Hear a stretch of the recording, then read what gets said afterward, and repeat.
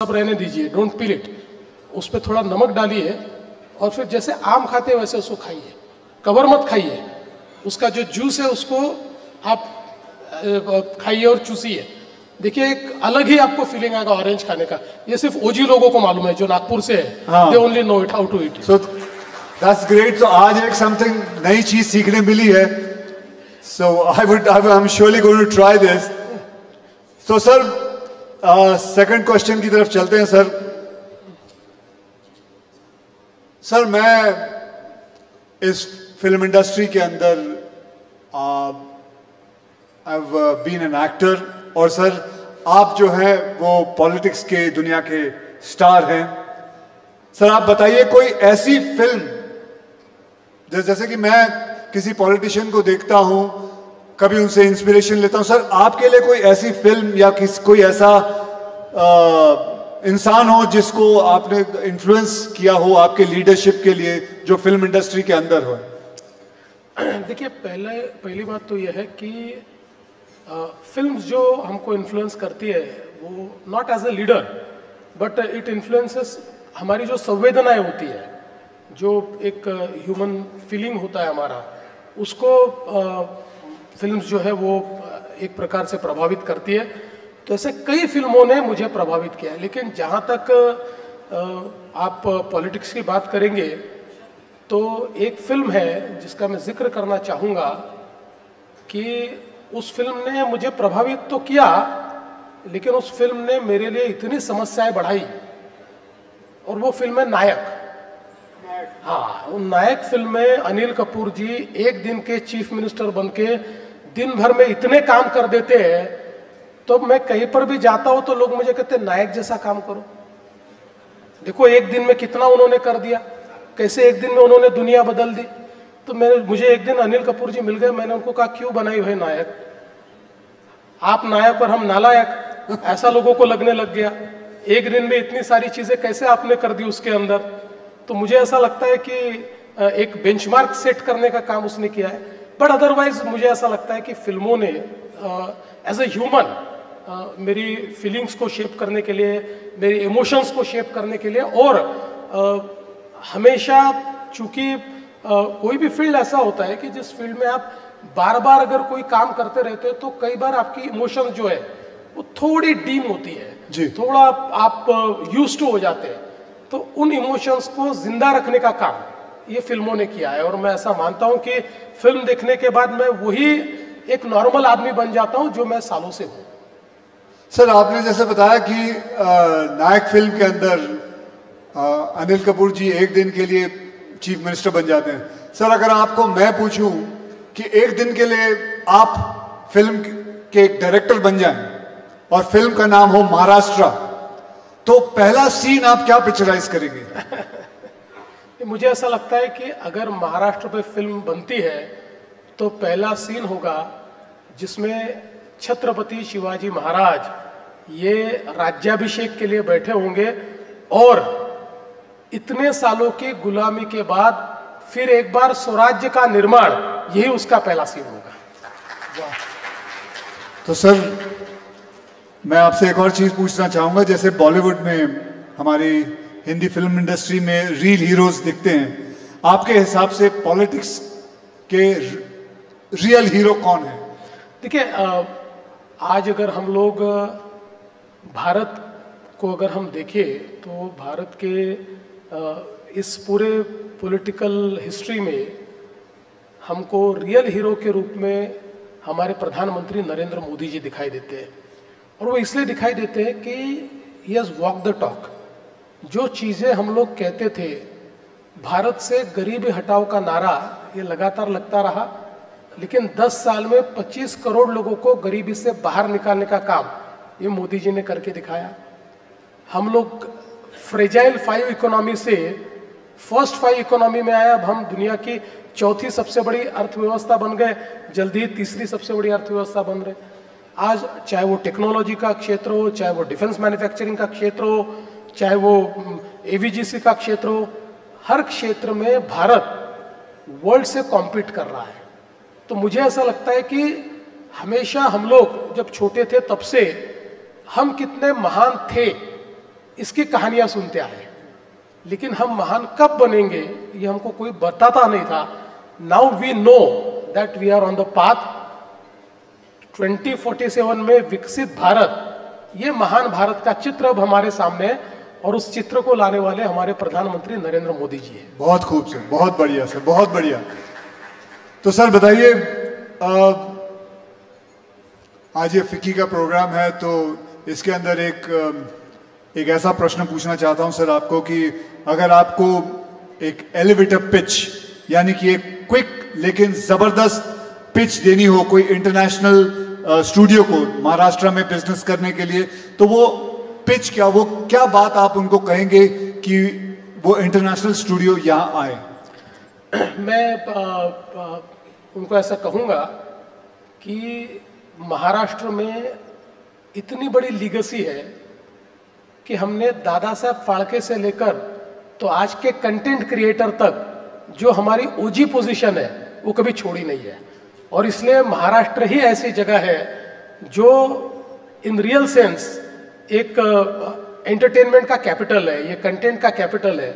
और इसलिए if somebody wants to come, somebody decides to come, they should come to Maharashtra, क्योंकि यहाँ पर केवल इकोसिस्टम नहीं है, यहाँ पर वाइब्रेंसी है, यहाँ पर लोग ऐसे हैं कि जिन्होंने सिनेमा को जिया है, जिन्होंने सिनेमा के जो अलग अलग एंगल्स होते हैं, सिनेमा में जो अलग अलग रोल्स होते हैं, बिहाइंड द सीन जो रोल्स होते हैं, इन सबको जीने वाली पीढ़ियां ये महाराष्ट्र में मौजूद है। इसलिए आप महाराष्ट्र आइए, ये मैं पिच करूंगा। सर मैं आपको बताऊं, 4 दिन पहले मैं कोलाबा जा रहा था जू से, और मैं करीबन 35 मिनट में पहुंच गया। And that is due to the infrastructure what you have created in Maharashtra. मुझे याद है कोलाबा में शूटिंग होती थी, मैं जू पे रहता हूँ, मैं शेव करके निकलता था, वहां पहुंच के मुझे फिर शेव करना पड़ता था, इतना वक्त लग जाता था। तो अब मैं बहुत जल्दी पहुंचने लग गया हूं। आपने साउथ बॉम्बे पहले अलग होता था, नॉर्थ बॉम्बे अलग होता था, आपने इन दोनों बॉम्बे को मिला दिया, दोनों मुंबई को मिला दिया, and now we are one Mumbai because of the infrastructure what you have created. तो ये इस पे तो आपने सर इतना बढ़िया काम कर रहे हो और हो रहा है।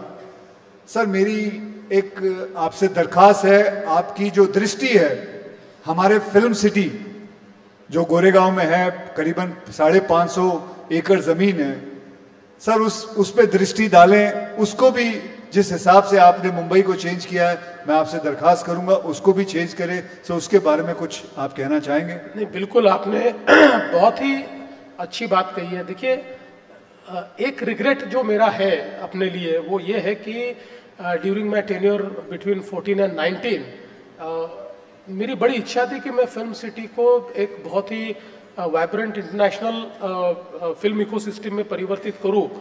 और हमने काफ़ी प्लानिंग भी किया, डिज़ाइनिंग भी किया, काफ़ी हम लोगों ने फिल्म फ्रेटर्निटी के लोगों से बातचीत भी करके एक उसका बड़ा अच्छा प्लान भी तैयार किया, but somehow due to various reasons we could not execute it.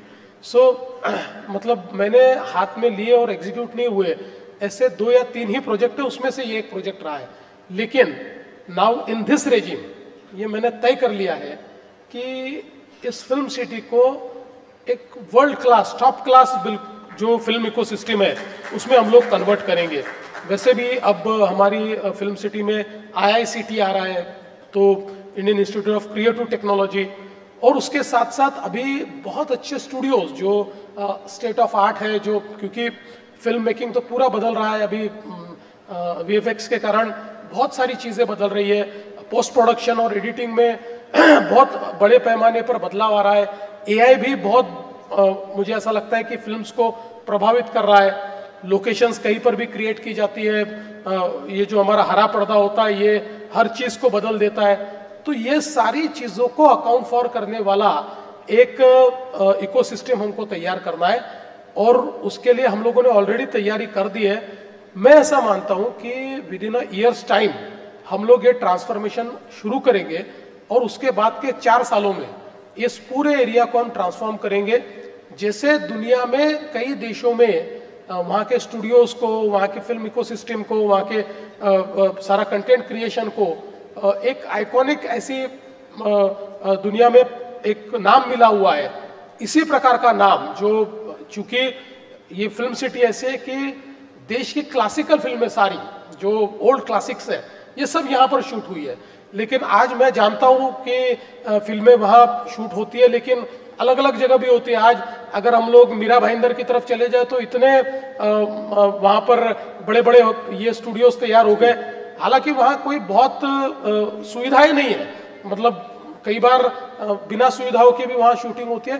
तो इसका सीधा कारण है कि जो इकोसिस्टम हमने देनी चाहिए थी वो हम नहीं दे पाए, इसलिए इस प्रकार की इकोसिस्टम मशरूम हो रही है। तो हम ये चाहते हैं कि इतना बड़ा हमारे पास फिल्म सिटी है, इस फिल्म सिटी को टोटली ट्रांसफॉर्म करना चाहते हैं, और मैं आपको I would like to assure you that in years time we will start it. So that is great. तो ये तो सबसे अच्छी न्यूज़ है कि हमारी फिल्म सिटी जो है गोरेगांव में 4 साल के अंदर काफ़ी कुछ बदलाव आ जाएगा। एंड हमारा chief minister has promised us. Sir मैं एक और बात पूछना चाहूँगा। सर मैं मराठी सिनेमा का बहुत बड़ा फ़ैन हूँ सर। मैं समझता हूँ जिसका मतलब screen play story, Marathi cinema की जो स्क्रीन प्ले स्टोरीज और जो किस्म के मुद्दे उठाते हैं, मैं ज़्यादा करके जगहों पे नहीं देखता। I think they are the one of the best. Sir तो मैं ये जानना चाहूँगा सर, जेन ज़ी में इसे पॉपुलर बनाने का आपका कोई प्लान है कि इसको कैसे पॉपुलर बनाया जाए? और दैट्स इट सर। नहीं, बहुत अच्छा प्रश्न आपने पूछा, और मैं आपको कहना चाहता हूँ कि मराठी फिल्म ये इतनी ताकतवर क्यों है। इसका एक कारण है कि मराठी थिएटर ने इसको ताकतवर रखा है। आज भी अगर हम देखें तो देश में जो हमारे भाषाई थिएटर्स है, चाहे वो हिंदी हो या अलग अलग भाषाओं के थिएटर्स हो, इसमें कहीं ना कहीं हमको थोड़ा सा एक ऐसा लगता है कि समहाउ दे आर, मतलब उनकी शीन थोड़ी कम हो रही है, ऐसा हमको ध्यान में आता है।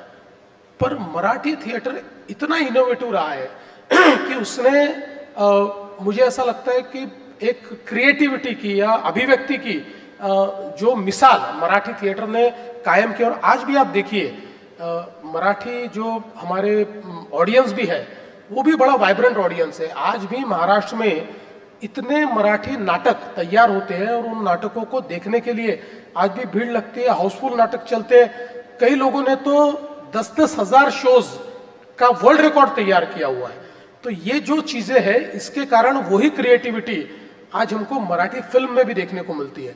और आपने जो कहा तो मुझे ऐसा लगता है कि आप देखिए नटरंग जैसा एक फिल्म आती है, या पुरानी जो थीम्स है उसके ऊपर फिल्म, अभी दशावतार का एक ये चल रहा है थिएटर में भी नए, मतलब जो बहुत ओल्ड इस प्रकार के सखाराम बाइंडर जैसा एक शो अगर शुरू हो जाता है तो उसको जेन ज़ी भी मराठी की ये लाइक कर रही है। आज उसके ऊपर लोगों को वो चीज़ें पसंद आ रही है। तो मुझे ऐसा लगता है कि ये जो मराठी ऑडियंस है, स्पेशली जेन ज़ी जो है, ये अभी फिल्मों से जुड़ रहा है। देखिए एक ये जो क्रिएटिविटी बड़े पैमाने पर जो मराठी में हमको दिखाई पड़ती है, उसमें निश्चित रूप से मुझे ऐसा लगता है कि उसको आज मतलब एक समय ऐसा था कि हमारे मराठी फिल्म्स को कई बार थिएटर मिलने में तकलीफ होती थी, और कोई ब्लॉकबस्टर फिल्म आ जाए तो मराठी फिल्म का रिलीज रोकना पड़ता था। पर आज ऐसी स्थिति है कि एक ही दिन 2 मराठी फिल्में रिलीज होती है और दोनों ब्लॉकबस्टर हो रही है, दोनों बिल्कुल लोगों को पसंद आ रही है। तो ये एक बहुत बड़ा काम हो रहा है, और हम भी एज ए गवर्नमेंट हमारा भी ये प्रयास है कि हम लोग मराठी फिल्म इंडस्ट्री को मदद करें। इसलिए कई योजनाएं भी महाराष्ट्र सरकार की ओर से हम चला रहे हैं कि जिससे हमारी मराठी फिल्म इंडस्ट्री को बूस्ट मिले। लेकिन आपने एक बहुत अच्छा मंत्र मुझे दिया है। देखिए हमने कोई बहुत specific effort to connect Gen Z with Marathi films हमने नहीं किया है, और आज आपने मुझे एक नया मंत्र दिया है, how to connect Gen Z to Marathi films. अब इसके ऊपर मैं वर्क करूंगा। बहुत बढ़िया सर। आप महाराष्ट्र के चीफ मिनिस्टर साहब हैं, so you know the dark side of Maharashtra. आपको ऐसे ऐसे सीक्रेट्स पता है महाराष्ट्र के about weather crime, everybody the police reports to you, आपको सब पता है अंदर महाराष्ट्र में क्या क्या कहाँ क्या हो रहा है। तो सर एक मैं आपसे बात पूछना चाहूंगा कि आप फिल्में देखते हैं? बिल्कुल देखता हूं। तो सर मुझे बताइए सर कि फिल्में जो है वो क्राइम को कॉपी कर रही है या क्राइम है वो फिल्मों को कॉपी कर रहा है? आप अंदर की बात जानते हो, आप ही को ये बात पता है। नहीं, मुझे ऐसा लगता है कि क्राइम फिल्मों से आगे निकल गया है, क्योंकि क्राइम फिल्मों से आगे निकल गए हैं। बिल्कुल। देखिए, जब तक स्ट्रीट क्राइम था तो स्ट्रीट क्राइम में लोग फिल्मों को कॉपी करते थे।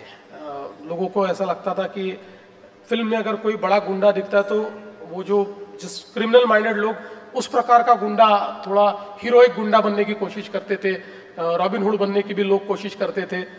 लेकिन अब जो है ये साइबर क्राइम का ज़माना है और ये साइबर क्रिमिनल्स इतनी तेजी से टेक्नोलॉजी को अडॉप्ट करते हुए आगे बढ़ते हैं कि आज हम लोगों के सामने एक बड़ा क्वेश्चन मार्क ये साइबर क्रिमिनल्स ने खड़ा किया है।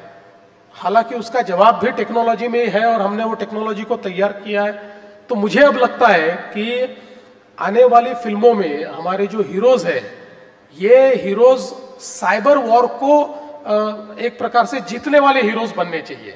वो साइबर वॉर को या साइबर क्राइम को रोकने वाले हीरोज ये हमको देखने को साइबर क्राइम पे फिल्म बनानी चाहिए। बिल्कुल बिल्कुल बनानी चाहिए, क्योंकि देखिए जिस प्रकार से साइबर क्राइम का एक आक्रमण हमारे ऊपर हो रहा है, आज मैं ऐसा मानता हूं कि हमारी जो पुलिस फोर्स है उस पुलिस फोर्स में हमको पूरा ओरिएंटेशन चेंज करना पड़ रहा है। हमारी पुलिस फोर्स को अब ये ध्यान में लाना पड़ रहा है कि नाउ स्ट्रीट क्राइम ये बहुत आसान चीज है, इसको पकड़ना वगैरह। अभी सीसीटीवी नेटवर्क है, एआई एनेबल्ड सीसीटीवी है, वो फेस रिकॉग्निशन कर देते हैं तो हर चीज का एविडेंस मिल जाता है। लेकिन ये जो डिजिटल क्राइम अभी हो रहा है, डीप फेक्स हो रहे हैं, फिशिंग हो रहा है, लोगों को फाइनेंशियल फ्रॉड्स में अटकाया जा रहा है, सेक्सटॉर्शन हो रहा है, ये बड़े भयानक क्राइम है जिसको अभी तक हमारी फिल्म इंडस्ट्री उस तरीके से शोकेस नहीं कर पाई है। तो मैं मानता हूं कि इसके ऊपर फिल्म भी बननी चाहिए, क्योंकि इसमें सबसे बड़ी बात जन जागृति है। आपने अक्षय जी खुद इसकी शुरुआत की है, आपने जन जागृति में बहुत बड़े पैमाने पर अवेयरनेस निर्माण करने के लिए कई कैंपेन्स आपने हमारे साथ भी किए हैं, अलग से भी आपने कई कैंपेन्स किए। तो मुझे लगता है कि चूंकि फिल्म्स ये they are the best communicators, film जो कम्युनिकेट करती है, जो एक भावना को तैयार करती है, वो जो उसका पावर है, उस पावर को अब अनलीश करने के लिए मुझे लगता है कि फिल्मों को अब ये जो डिजिटल वॉरफेयर चल रहा है इसमें भी फोकस करना चाहिए। मैं आपसे एक पूछना चाहता हूं सर, मैं एक फिल्म कर रहा हूं जिसमें मैं एक नेगेटिव रोल कर रहा है, तो करूं या नहीं करूं? अभी मैं विचार कर रहा हूं, क्योंकि वो एक नेगेटिव फिल्म मतलब मैं एक रोल कर रहा हूं जिसके पिक्चर का नाम ही है हैवान। तो मैं, लेकिन उसमें ये है कि मैं हार जाता हूं। हैवान जो है वो हार जाता है, तो कर लेना चाहिए। ठीक है, आपके हिसाब से बिल्कुल करना चाहिए, क्योंकि देखिए मैं तो ऐसा कहता हूं कि आपके जैसे वर्सेटाइल एक्टर ने हर रोल करना चाहिए, क्योंकि अल्टीमेटली किसी भी एक्टर के लिए व्हाट इज अकम्प्लिशमेंट, तो हर प्रकार के रोल करना, और हर रोल में मतलब कई हमने ऐसी पिक्चर भी देखी है ना कि जिसमें हालांकि विलन आखिरी में हार जाता है, लेकिन कई बार विलन हीरो से ज्यादा इम्पैक्ट छोड़कर चला जाता है, तो वो दैट इज क्रिएटिविटी। तो मुझे लगता है कि आपने करनी चाहिए, लेकिन ज्यादा फिल्में आप हीरो करके करिए, ये दूसरी लाइन मत पकड़िए। मेरा एक मन किया कि मैं एक नेगेटिव रोल करूं, तो इसलिए मैं कर रहा हूं, नहीं तो ज्यादा करके तो सारी फिल्में मैं हीरो के और तौर से ही करता हूं। सर एक बड़ा सा लाइट सा क्वेश्चन है, अगर आप इजाजत दें तो मैं आपसे पूछूं सर। तो सर अभी सभी सड़कों पे मेट्रो का काम चल रहा है और ये अभी बहुत जल्द जाके खत्म होने वाला है, तो क्या सर ये एक छोटी सी बात है सर, मैं पूछना चाहता हूं कि जिस दिन ये काम खत्म होगा तो हो सकता है सर वो उस दिन महाराष्ट्र डे की छुट्टी बनाई जाए कि ये काम खत्म हो गया है, खत्म हो गया। बिकॉज सब I am sure we are going through all the traffic jams and all, but after every night comes the day and we are all waiting for that day कि सब काम खत्म हो जाए। वैसे तो काफी जगहों पे काम खत्म होना शुरू हुआ। मैं ये कह रहा हूं कि जब सब काम खत्म हो जाए तो हमारे चीफ मिनिस्टर साहब एक दिन अनाउंस करते कि this is the Maharashtra day, जब छुट्टी मिलेगी। ऐसा हो सकता है? आपने बहुत अच्छी बात कही है कि बहुत बड़े पैमाने पर मुंबई में काम चल रहा है, और I take this opportunity to actually apologize all the Mumbaikars for what they are going through in the traffic, लेकिन it is for good, क्योंकि जैसे हमारे मेट्रोज, उसके बाद हमारे टनलिंग का काम चल रहा है, बहुत बड़े पैमाने पर हम लोग अंडरग्राउंड रोड्स तैयार कर रहे हैं, टनल्स तैयार कर रहे हैं। तो ये सारी चीजें जैसे समाप्त होगी तो हम लोगों ने एक मंत्र मुंबई के लिए तैयार किया है कि मुंबई इन 59 मिनट्स, और इसका मतलब यह है कि हम लोग चाहते हैं कि मुंबई के किसी भी कोने से किसी भी कोने तक जाने के लिए मैक्सिमम टाइम जो आपको लगना चाहिए वो 59 मिनट्स लगना चाहिए, बाकी उससे कम ही लगना चाहिए। इस प्रकार का मुंबई का पूरा प्लानिंग हमने किया है। तो मुझे ऐसा लगता है कि निश्चित अक्षय जी ने कहा है और हम सुनेंगे नहीं, ऐसा तो हो नहीं सकता। तो इसलिए जैसे ये काम समाप्त हो जाएगा तो 1 मई को महाराष्ट्र डे मनाएंगे और उस दिन छुट्टी दे देंगे। अरे उस दिन तो ऑलरेडी छुट्टी होती है उस दिन। ये आपने गुगली डाली है, उस दिन छुट्टी होगी जो दिन ऑलरेडी पहले से हमें छुट्टी मिली हुई है। लेकिन बढ़िया सर जाने से पहले एक और बात सर, मैं आपके अंडर सारे मुंबई पुलिस, महाराष्ट्र पुलिस आती है सर एक मतलब it's nothing got to related with the film industry और फिल्म्स और एनीथिंग। सर मैं देखता हूं सर, ये लोग जो जूते पहनते हैं उसके अंदर जो हील होती है, it is not an easy job to run in those heels. मेरे हिसाब से being an athlete, being a sportsman, मैं समझता हूं सर अगर आपको ठीक लगे, क्योंकि मुझे पता है कि ये जब भागते हैं या इतना चलते हैं तो महाराष्ट्र पुलिस की पीठ पे हमेशा कोई ना कोई प्रॉब्लम्स आती है। You can get a slip disc, you can get L4 L5 problem because of that heel. So I was just छोटा मुंह और बड़ी बात जैसे है सर कि अगर उनके जूते चेंज हो जाए ना तो महाराष्ट्र पुलिस के लिए बहुत काम आएगी ये बात कि they can run much faster than any criminal. बहुत अच्छी बात आपने कही है, और शायद इससे पहले किसी ने हमारे ध्यान में भी ये लाकर नहीं दी। हमारे तो जो पुलिस है वो इस प्रकार के जूते पहनकर ही सारी प्रैक्टिस करते हैं, लेकिन आपने कहा ये बात भी सही है कि शायद उसके कारण एट अ लेटर एज उनको थोड़े प्रॉब्लम आएगी। मैंने बहुत सारे पुलिस वालों से मिला हूं, तो बैक प्रॉब्लम हमेशा आती है। मैं आपको ही रिक्वेस्ट करूंगा कि अगर आप कोई इसमें इनोवेशन, कोई डिजाइन चेंज या कुछ अगर आप सुझा सकते हैं, बिकॉज आप तो ओजी एक्शन हीरो है, तो आपको ये पता है कि एक्शन के लिए what is the best. Sir I will try and make a brown shoes and I will show it to you, please, अगर आपको ठीक लगे। विल अडॉप्ट, हम लोग निश्चित रूप से अडॉप्ट करेंगे। बहुत बढ़िया सर। तो हमारी जो महाराष्ट्र की पुलिस है बस रेडी हो जाइए, वो बहुत तेज भागने वाली है। अब criminals are not going to have any chance, but thank you very much sir, thank you very much for coming and giving your insight about the film industry. Thank you everybody for being patient. Thank you very much sir. Thank you Akshay ji, thank you very much. I think we can clap louder for that conversation. I thought it was